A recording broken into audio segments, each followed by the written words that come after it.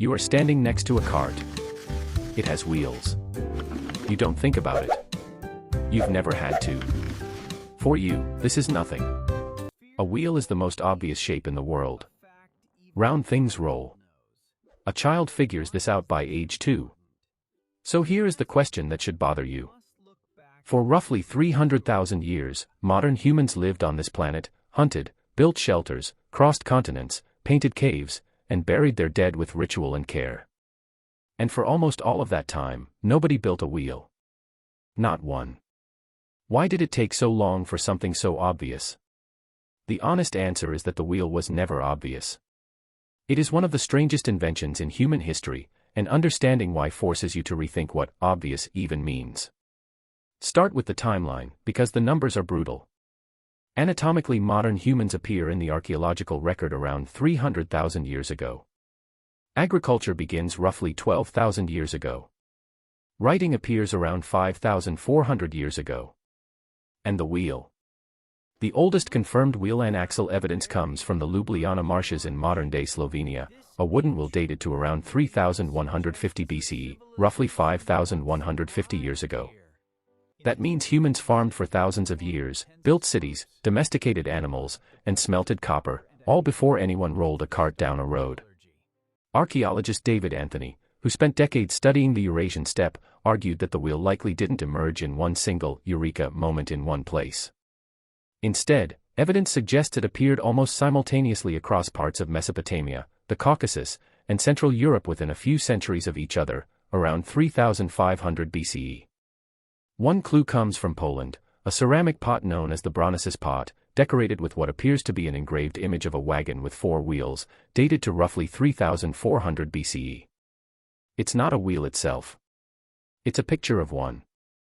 Proof that by then, the idea was already spreading fast enough to be drawn on pottery hundreds of miles from where it may have first appeared. So why the wait? Why did it take humans 250,000 years to get here? Because a wheel alone is useless. That's the part almost nobody tells you. Picture a solid disc of wood. Now picture trying to attach it to something that moves. The wheel needs a hole through its center, precisely round, precisely centered. It needs an axle, a separate rod, that fits through that hole tightly enough to hold weight but loosely enough to spin freely. Too tight, and friction burns the wood and stops the cart dead. Too loose, and the wheel wobbles off. This is not a rock you sharpen. This is a machine, with a moving part fitted inside a stationary one, engineered to a tolerance humans hadn't needed before. Historian Richard Bouliot, who wrote an entire book tracing the invention and reinvention of the wheel, made a point that reframes the whole story. The wheel wasn't the hard part. The axle was. You needed woodworking precise enough to carve a round hole and a matching round rod that could bear repeated rotational stress without splitting.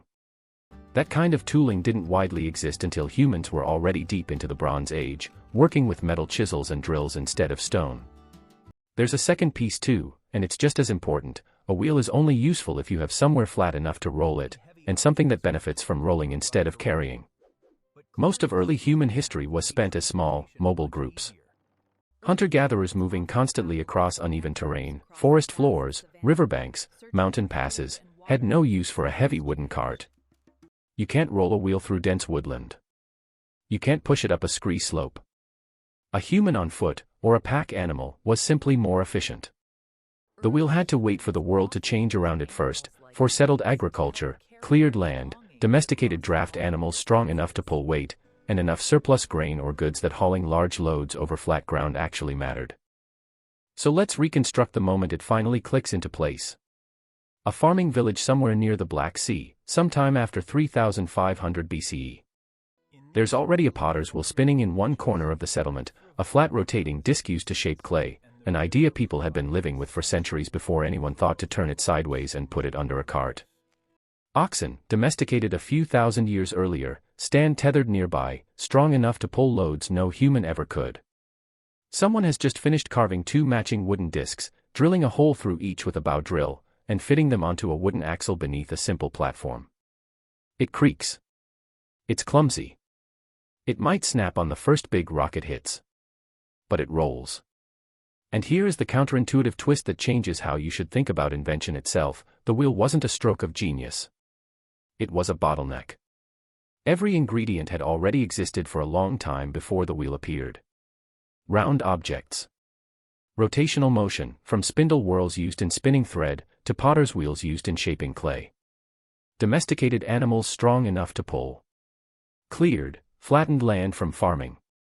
Metal tools precise enough to shape wood. The wheel wasn't waiting to be dreamed up. It was waiting for every other piece of the puzzle to exist at the same time, in the same place, in front of the same person. There's an even stranger piece of evidence that proves this. In Mesoamerica, thousands of years later, archaeologists have found small ceramic toys, animal figures mounted on wheeled axles, some dating back over 1,000 years before European contact. The indigenous peoples of Mesoamerica understood the concept of the wheel perfectly well. They built it. They just never scaled it up into transportation. Why? Because they had no large domesticated animals capable of pulling a heavy cart, and much of the terrain, dense jungle, mountains, was hostile to wheeled transport anyway. The idea existed. The surrounding conditions didn't. Knowing how to build something and having a reason to build it at scale are two completely different problems, and history keeps proving that the second one is usually harder. This is the part that should sit with you longest, because it's not really a story about wheels. It's a story about how ideas actually spread. You tend to imagine invention as a lightning bolt, one brilliant mind, one flash of insight, one moment everything changes.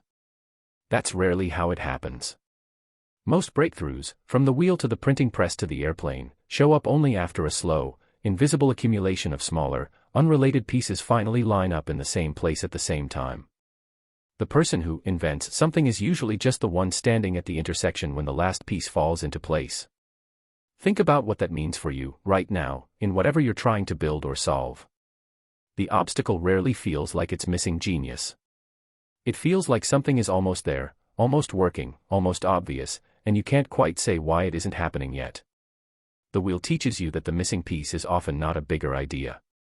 It's some small, unglamorous, structural constraint sitting quietly underneath the whole problem, the equivalent of an axle nobody has carved precisely enough yet. By 3000 BCE, wheeled carts appear across Mesopotamia. The wheel spreads into war chariots by around 2000 BCE in the Near East, transforming warfare itself, and within a few centuries, an idea that took humanity 300,000 years to reach spreads across 3 continents in a matter of generations. Once the bottleneck breaks, everything downstream moves fast. You are standing next to a cart. It has wheels. You don't think about it. You've never had to. But now you know what stood behind it, 250,000 years of humans living without it, not because they lacked imagination, but because the world simply hadn't finished assembling the pieces yet. The wheel wasn't obvious. It was inevitable, eventually, once everything else quietly fell into place first.